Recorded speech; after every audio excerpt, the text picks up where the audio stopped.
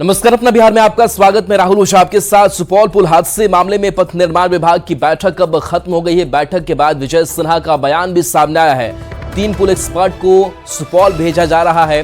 कल खुद घटनास्थल पर जाने की बात विजय सिन्हा ने कही है। जांच के बाद कार्रवाई की भी बात उन्होंने कही है। केंद्र सरकार मामले की मॉनिटरिंग कर रही है। मृतक को 10 लाख का मुआवजा मिलेगा। घायलों को 1 लाख की सहायता दी जाएगी। स्थानीय इंजीनियर को कारण बताओ नोटिस भी जारी किया गया है।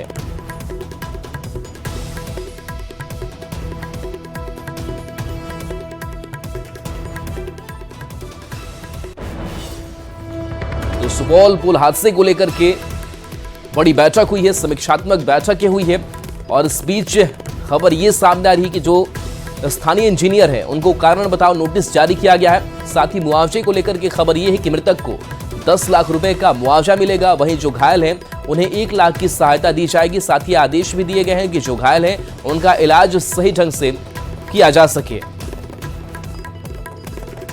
वहाँ के जिलाधिकारी भी गए हैं। लेबर सबको वहाँ पर हॉस्पिटल में भर्ती कराया गया है जो घायल हैं, और उन्होंने कहा कि ट्रेलर पर रखे सेगमेंट को उठाते समय पिन के टूट जाने से निर्माणाधीन स्पैन 153 154 गिर गया, जिसमें 11 मजदूर घायल हो गए। घायल मजदूरों को अस्पताल में भर्ती कराया गया है। 10 मजदूर खतरे से बाहर हैं। 1 मजदूर की दुर्भाग्यपूर्ण मृत्यु हो गई है अस्पताल ले जाने के दरम्यान में, और मृतक के साथ साथ घायल पीड़ितों के मुआवजे की भी हम लोगों ने व्यवस्था की है। अभी वहाँ पर 10 लाख रुपया जो मृतक हैं वो एजेंसी वाले के द्वारा दिलाया गया है। घायल को 1-1 लाख रुपया भारत सरकार के माननीय मंत्री जी पूरी मॉनिटरिंग कर रहे हैं, और वहाँ से आज 3 प्रतिष्ठित ब्रिज विशेषज्ञ श्री AK श्रीवास्तव, श्री महेश टंडन, श्री GL वर्मा दुर्घटना के कारणों एवं बीज के आकलन करने के लिए दुर्घटना स्थल पर भेजा जा रहा है। ये भारतीय राष्ट्रीय राजमार्ग प्राधिकरण के सदस्य श्री अनिल चौधरी एवं वरिष्ठ अधिकारी इस मामले पर रवाना भी हो चुके हैं घटनास्थल पर। कल मैं स्वयं अपने टीम के साथ घटनास्थल पर जाऊंगा और घायल लोगों को मिलेंगे ताकि उनको पूरी इलाज की व्यवस्था भारत सरकार के द्वारा करने का स्पष्ट निर्देश है, और ये पूरी जांच करा करके कार्रवाई के लिए स्पष्ट निर्देशित है। पूरी तहकीकात की जाएगी, कोई कोताही नहीं बरती जाएगी, और भविष्य में इस तरह की घटना न घटित हो, जांच से वो भी स्पष्ट होगा, वो भी सावधानी। आपको बता दें कि सुपौल में बकौर पुल का एक बड़ा हिस्सा गिरने से यह हादसा हुआ है। बकौर पुल के पिलर 50, 51 और 52 पिलर का गाटर गिर गया था। हादसे में 1 की मौत जबकि 10 लोग घायल हैं, जिन्हें बेहतर इलाज के लिए अस्पताल में भर्ती कराया गया है। करीब 1200 करोड़ की लागत से ये पुल बनाया जा रहा है और इस पुल का काम 25 दिसंबर 2025 तक पूरा होना था। ये पुल केंद्र की बड़ी महत्वाकांक्षी योजना है। दरअसल भारतमाला प्रोजेक्ट के तहत बकौर से भेजा के बीच कोसी नदी पर करीब 1200 करोड़ की लागत से सबसे लंबा पुल बनाया जा रहा है। शुक्रवार की सुबह 7 बजे पिलर संख्या 154 पिलर के पास इसका गाटर गिर गया। कोसी नदी पर बन रहे इस पुल को Transrail Lighting Private Limited बना रही है। इसमें बहुत सारा नुकसान हुआ, अभी जस्ट पूरा आदमी दब गया। तो देखिए, ये सुबह 7 बजे हादसा हुआ और इस हादसे ने 1 की जान ले ली। करीब 10 मजदूर घायल बताए जा रहे हैं, जिनको इलाज के लिए अस्पताल में भर्ती कराया गया है, और इस पूरे हालात को लेकर के बिहार सरकार लगातार मॉनिटरिंग कर रही है। विजय सिन्हा ने भी समीक्षात्मक बैठक की और आदेश भी दिए गए हैं। और आइए अब बताते हैं कि बिहार में कब कब पुल गिरा है। सबसे पहले 22 मार्च 2024 यानी कि आज की हम बात करते हैं। सुपौल में पुल गिरा, जो बकौर पुल का बड़ा हिस्सा गिरा। 4 जून 2023 को भागलपुर में भी पुल गिरा। खगड़िया अगवानी पुल गिरा। 19 मार्च की बात करें तो सारण में अंग्रेजों के जमाने का सड़क पुल गिरा। 19 फरवरी 2023 को बेटा सरमेरा 4 लेन पर निर्माणाधीन पुल गिरा। इसके बाद 6 जनवरी 2023 की अगर बात करें तो दरभंगा के सबोहर घाट पर लोहे का पुल यहां पर गिरा। 18 नवंबर 2022 को नालंदा में वेना ब्लॉक में 4 लेन पर पुल गिरा। इसके बाद 9 जून 2022 की बात करते हैं, सहरसा के कंडूमेर में कोसी तटबंध पर बना पुल गिरा। इसके साथ 20 मई 2022 को पटना के फतुहा में 136 साल पुराना पुल गिरा। तो ये कब कब पुल गिरा उसकी एक एक डिटेल्स खबर हम आपको बता रहे हैं, और कौन कौन सी वो तारीख जो आप अपने स्क्रीन पर देख पा रहे हैं। 9 जून 2022 सहरसा के कंडूमेर में कोसी तटबंध पर पुल गिरा। इसके बाद तारीख आती है 20 मई 2022 की, जहां पटना के फतुहा में 136 साल पुराना पुल गिरा। 30 अप्रैल 2022 भागलपुर में अगवानी सुल्तानगंज पुल यहां पर गिर जाता है। तो ये वो तारीखें हैं जहां पर अलग अलग ये पुल हादसे सामने आए। लालू के सियासी परिवार में एक और एंट्री हुई है, वो उनकी बेटी रोहिणी आचार्य हैं। रोहिणी आचार्य को लालू प्रसाद ने सारण सीट से उम्मीदवार बनाया है, जबकि लालू प्रसाद की बड़ी बेटी मीसा भारती एक बार फिर से पाटलिपुत्र से भाग्य आजमाने जा रही हैं।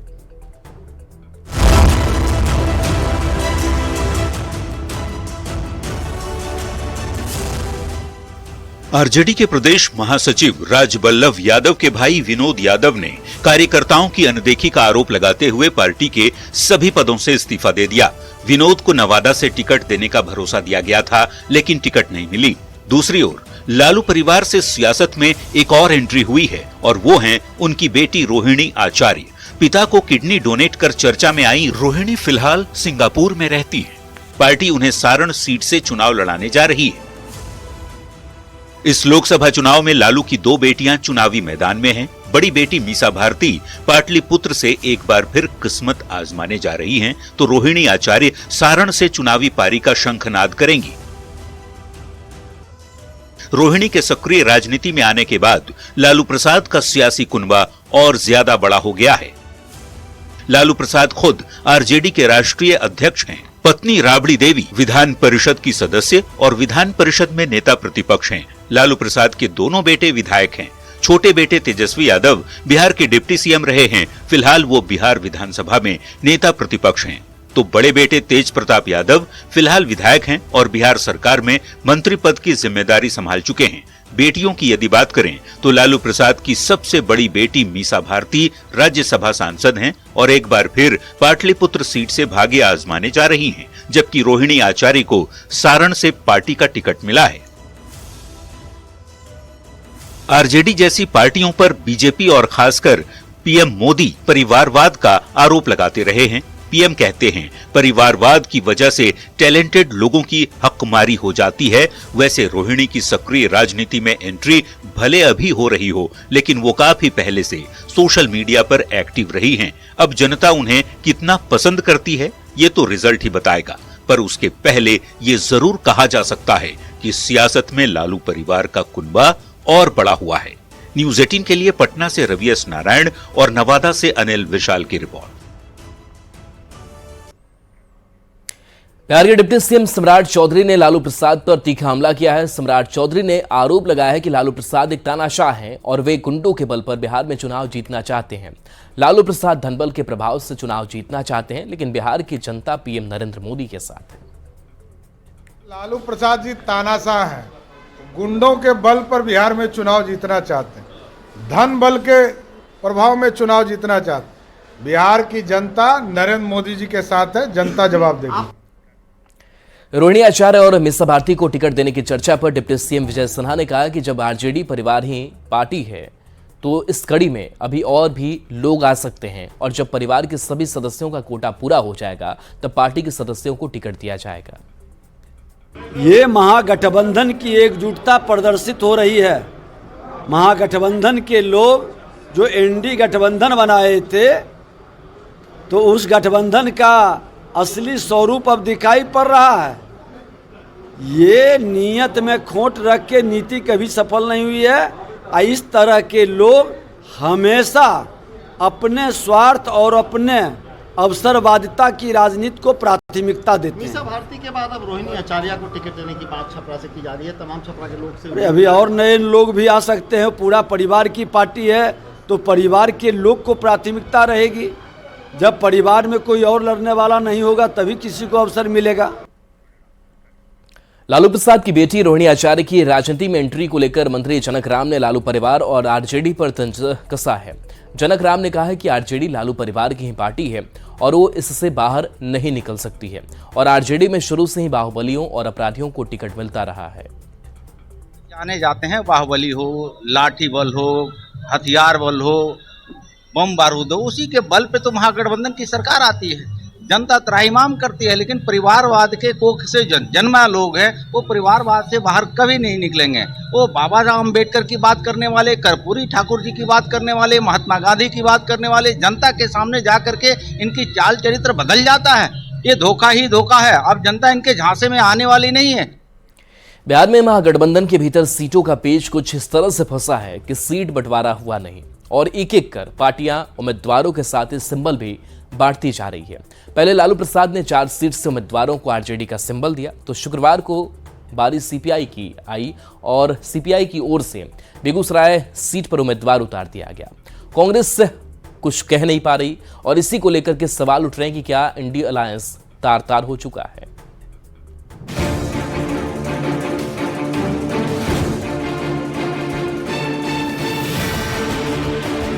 महागठबंधन की पार्टियों में सीटों का गणित क्या होगा, इसे लेकर पहले बैठकें होती रहीं, दावे किए जाते रहे कि सब कुछ ठीक है, गठबंधन में कहीं कोई पेंच नहीं है, पर सीट शेयरिंग हुई नहीं और पार्टियों के बीच उम्मीदवारों के साथ ही सिंबल तक बांट दिए जा रहे हैं। सबसे पहले आरजेडी अध्यक्ष लालू प्रसाद ने 4 सीट के लिए कैंडिडेट उतारे, सभी को पार्टी का सिंबल भी दिया।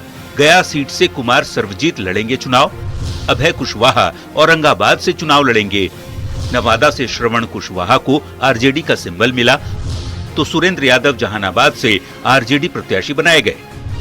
अर्चना रविदास जमुई से उम्मीदवार बनाई गई हैं। सिंबल बांटने की शुरुआत लालू प्रसाद ने की तो बांका सीट से भी जयप्रकाश यादव को आरजेडी की तरफ से लालू प्रसाद ने सिंबल दे दिया।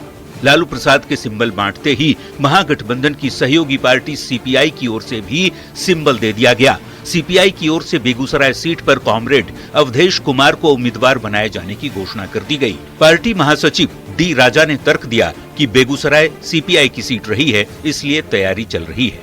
Talks are going on, and as of now, we are given to understand Begusarai seat is considered to CPI, and Begusarai seat we are preparing, and in fact we have chosen our candidate also, Comrade Avdesh Roy. महागठबंधन में seat sharing के बगैर पार्टियों की ओर से symbol बांटे जाने पर NDA की ओर से चुटकी ली जा रही है और नेता लालू प्रसाद के बहाने कांग्रेस पर तंज कस रहे हैं। देखिए, माननीय लालू जी बिहार के नहीं देश के बहुत बड़े नेता हैं। लालू जी चाहे तो 4 क्या 14 सिंबल बांट सकते हैं, पर इसके ऊपर ज्यादा बेहतर टिप्पणी महागठबंधन के लोगों से ही पूछें तो अच्छा रहेगा। कांग्रेस के चाहने से होगा भी नहीं। बिहार के अंदर कम से कम जो इंडिया गठबंधन है उसमें तो जो आरजेडी कहिए या लालू प्रसाद जी कहिए, जो वो चाहेंगे वही होगा।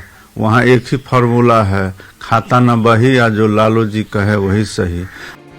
बिहार कांग्रेस के अध्यक्ष अखिलेश सिंह ने गुरुवार को लालू प्रसाद और तेजस्वी यादव से लंबी बातचीत की थी। कहा था कहीं कोई दिक्कत नहीं है, यदि कोई दिक्कत नहीं है तो फिर सीटों का ऐलान सामूहिक रूप से महागठबंधन के नेता क्यों नहीं कर रहे। सवाल ये भी कि सीटों के खेल में आरजेडी और लेफ्ट के नेता क्या कांग्रेस से 2 कदम आगे निकलने की होड़ में है। ऐसे में समझना मुश्किल नहीं कि इंडिया अलायंस कितना एकजुट है। Bureau report, news 18। पूर्व सांसद आनंद मोहन को मुजफ्फरपुर कोर्ट से बड़ी राहत मिली है। 28 साल पुराने मामले में आनंद मोहन को कोर्ट ने बाइज्जत बरी कर दिया है। मामला 1996 का है, जब आनंद मोहन गोपालगंज के टीएमजी कृष्णैया हत्याकांड में मुजफ्फरपुर के शहीद खुदराम बोस जेल में बंद थे।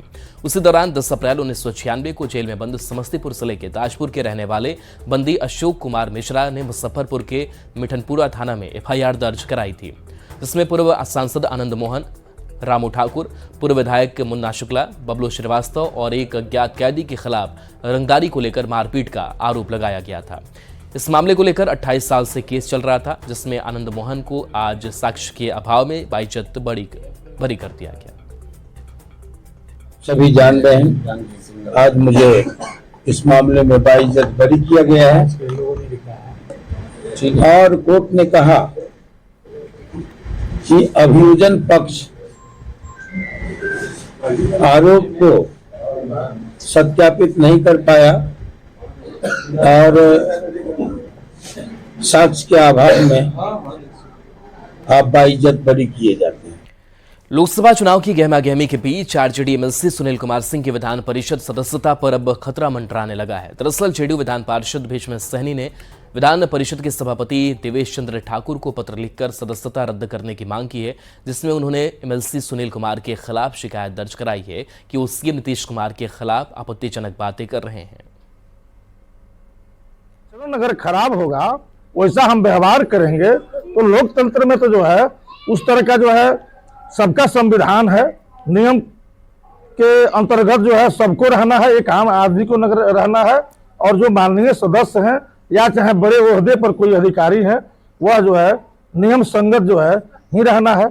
उनका हम जांच के लिए दिए हैं, याचिका समिति में जो है दिए हैं, उसका जो है कि आप जांच कीजिए।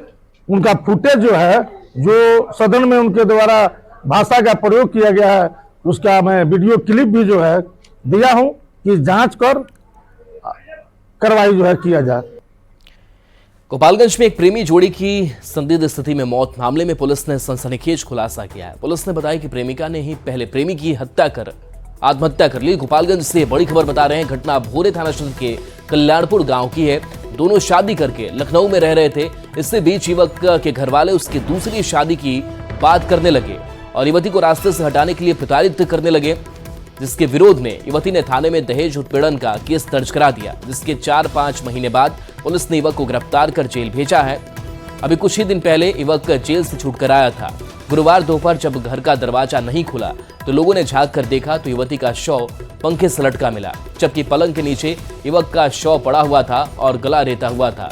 पुलिस का कहना है कि युवती ने ही पहले प्रेमी की हत्या कर आत्महत्या कर ली।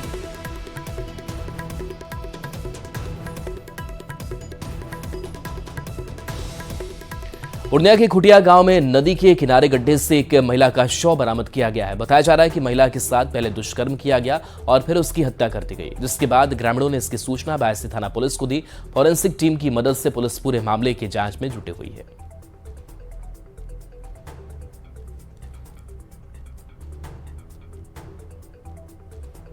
जैसे कि 10 बजे 10:30 बजे पंचायती में आए थे, तब ग्रामीण द्वारा पता चला हमको कि एक लाश वहाँ दफनाया गया है, कोई मार के फेंका है। तो हम लोग आए यहाँ जांच में देखे, जांच पड़ताल किए तो दिखा गया कि नहीं, कोई इसको मार के फेंका है। थाना को जानकारी मिला जो एक अज्ञात बॉडी खुटिया के बगल में एक नदी के किनारे में मिला। पुलिस को जानकारी हुई तो पुलिस गया, जाने के बाद बॉडी को उठा के पोस्टमार्टम में गया। गोपालगंज पुलिस ने होली से पहले शराब माफिया की बड़ी साजिश को नाकाम कर दिया है। यूपी बिहार के बलथरी चेक पोस्ट पर देसी शराब बनाने के लिए पंजाब से मंगाई गई 2 करोड़ की स्प्रीट को पुलिस ने जब्त कर लिया है। इस कार्रवाई में समस्तीपुर के ट्रक चालक को भी गिरफ्तार कर लिया गया है। शराब माफिया का चंडीगढ़ से कनेक्शन बताया जा रहा है। बलथरी चेक पोस्ट पर वाहन चेकिंग के दौरान कुचायकोट थाना अंतर्गत करीब 18,600 लीटर स्प्रीट पकड़ी गई है और इसमें से जो तस्कर था वो समस्तीपुर का रहने वाला है, उसको भी गिरफ्तार किया गया है। और यह जो स्प्रीट है इसका फॉरवर्ड बैकवर्ड लिंक स्थापित किया जा रहा है, क्योंकि इतने भारी मात्रा में स्प्रीट लाई कहाँ से जा रही थी। और प्राथमिक अनुसंधान के दौरान पता चला है कि चंडीगढ़ से स्प्रीट लाई जा रही थी। और यह तो होली का त्यौहार नजदीक है, ऐसे में पटना में जगह जगह होली मिलन समारोह आयोजित किया जा रहा है। पटना सिटी के सुल्तानगंज चौधरी टोला स्थित एक सामुदायिक भवन में होली मिलन समारोह आयोजित किया गया, जिसमें बीजेपी के राष्ट्रीय सचिव ऋतुराज सिन्हा सहित बीजेपी के कई नेता भी शामिल हुए। इस मौके पर सभी ने एक दूसरे को गुलाल लगाकर होली की शुभकामनाएं दी। सांस्कृतिक कार्यक्रम का भी आयोजन किया गया था, जिसमें कलाकारों ने पारंपरिक फगुआ गाकर समारोह में रंग भर दिया। ऋतुराज सिन्हा ने बिहार के लोगों को होली और बिहार दिवस की बधाई दी।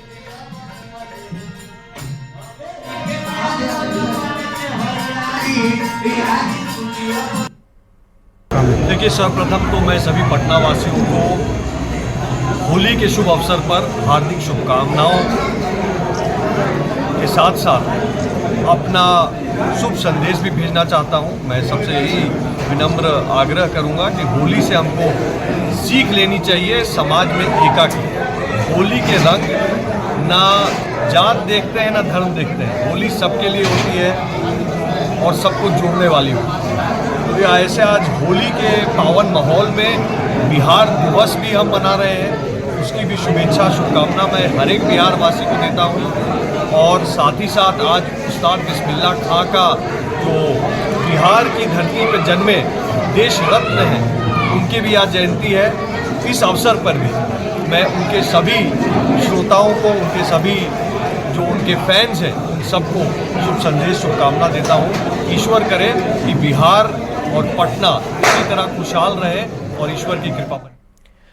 तो चुनावी मौसम में भी राजनीतिक दलों के नेता पूरी तरह से होली की मस्ती में डूब चुके हैं। बीजेपी के लिए होली इसलिए भी बेहद खास है, अभी पौने 2 महीने पहले ही बिहार में उसकी सरकार बनी है। ऐसे में बीजेपी खेमे में होली का सबसे ज्यादा उत्साह देखा जा रहा है। पटना में बीजेपी युवा मोर्चा की ओर से होली मिलन समारोह आयोजित किया गया, जिसमें डिप्टी सीएम सम्राट चौधरी, संगठन महामंत्री भिखू भाई दलसानिया सहित बड़ी संख्या में पार्टी नेता शामिल हुए। होली मिलन समारोह में भगवा गाने के साथ ही लोगों ने जमकर गुलाल की होली भी खेली। और चलिए न्यूज़ 18 बिहार झारखंड पर खबरें आपके लिए लगातार जारी है।